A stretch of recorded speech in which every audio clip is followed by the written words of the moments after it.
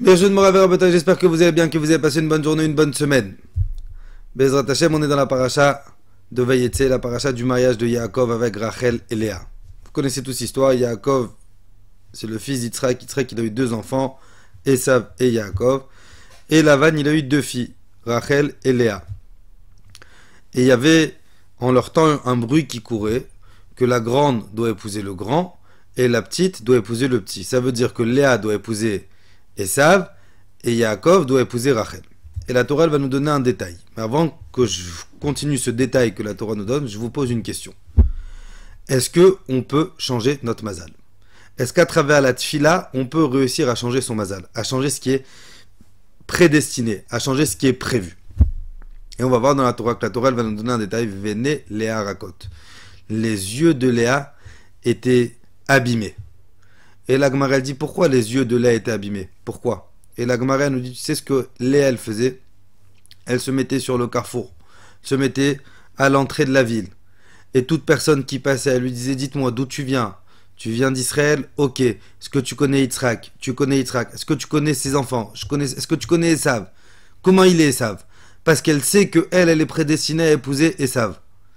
Et malheureusement, à chaque fois qu'on lui disait c'est un rachat, c'est un vaurien, c'est un voyou, c'est un meurtrier, c'est un assassin, et Léa pleurait.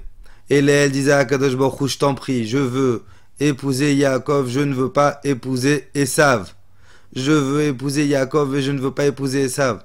La force de cette fille, elle était tellement grande que non seulement elle a épousé Yaakov, elle a épousé Yaakov en premier, mais même après la mort, même à Marat Marpella, celle qui a enterré à Marat Marpella alors que c'était Rachel, la femme préférée de Yaakov, celle qui a eu le mérite d'être enterrée à Marat Marpella, c'était Léa.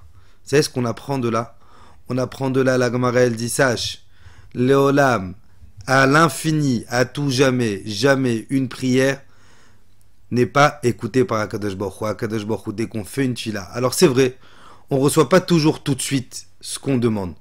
Mais c'est pas parce qu'on le reçoit pas que la prière d'Hachem elle a pas été, que la prière que j'ai faite elle a pas été acceptée. Et on apprend de là qu'à force de prier, c'est pour ça si je peux me permettre un petit conseil. Quand on prie pour le mazal, faut jamais prier Hachem, je veux épouser tel et tel. Faut jamais donner de nom. Pourquoi? Parce que peut-être qu'on n'est pas prédestiné, mais comme Akadosh Baruch Hu, il va tout faire parce que je prie, il va me donner la personne en face, mais ça peut mal se finir, Chas v'Shalom. Donc Akadosh Baruch Hu, il nous a donné une âme tellement forte dans notre bouche, une force tellement énorme dans notre prière, que même le mazal, qu'on peut penser qu'il est bloqué, même le mazal, avec notre tfila, on peut réussir à le modifier. Qu'Akadosh Baruch Hu, il fasse Bezrat Hashem, que toutes nos tfilotes, à chaque fois, elles soient acceptées et écoutées par Akadosh Baruch Hu, et qu'elles soient accomplies Bezrat Hashem. Je vous souhaite Bezrat Hashem une bonne semaine, une bonne journée, et qu'on puisse entendre que des bonnes nouvelles Bezrat Hashem.